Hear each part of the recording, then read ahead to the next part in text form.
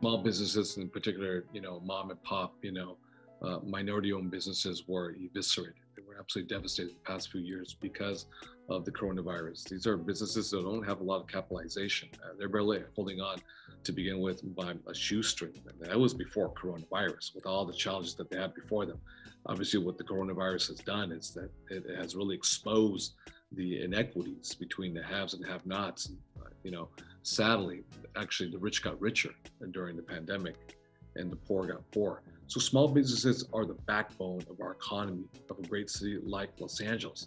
But to understand how important small businesses are, listen, we're not the federal government. We don't have a treasury department where we have in the basement, perhaps a printing press where you can print money and run ongoing debt. We're not the city of California where we have surplus dollars, billions upon billions of surplus dollars, because the ability to have capital gains taxes, PIT, personal income tax. We rely on three main pillars for our revenues for the general fund of the city of Los Angeles. That is hospitality, that's hotels, that is property taxes, as well as our small businesses, small mom and pop restaurants, small mom and pop bars, small mom and pop businesses. And two of those three were absolutely decimated because of the coronavirus. And that's why we need to make sure, if we're going to be successful in terms of our economic recovery and have the revenues that are necessary, so we can have safe neighborhoods, so we can have clean streets, and a lot cleaner than the status quo of today.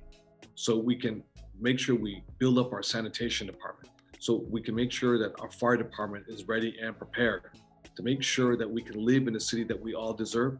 Small businesses have to be successful.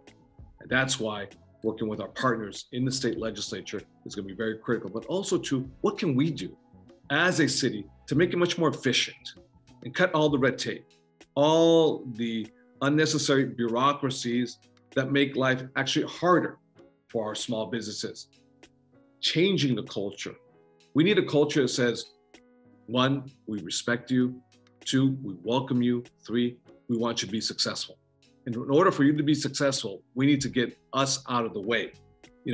Certain regulations, without a doubt, are very, very important. Sometimes some regulations are outdated. They're unnecessary. They're not germane, especially when we're positioned where we have to recover greatly. And especially if there is congressional change in Washington, D.C., any federal dollars will be much more challenging.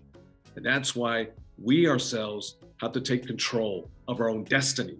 That means creating a culture within City Hall that's conducive for our small businesses, but in particular, our mom and pop, Chinese American and Filipino American and Korean American, Asian American in general, in small mom and pops are absolutely critical. We need to welcome them, not, have an attitude that is like, we repel them. We need them to be successful, because if they're successful, then we're successful as a city. If they go down, there's less revenues to the coffers of City Hall. And that means we're in trouble overall. So we need to make better efficiencies. We need to cut through all the bureaucratic red tape and make it easier to facilitate that business. So when people come to enjoy, whether it's a good meal, whether they go to a hardware store, whatever it is, whether they go buy, toys, in the toy district, whatever it is, let's make life easier for them.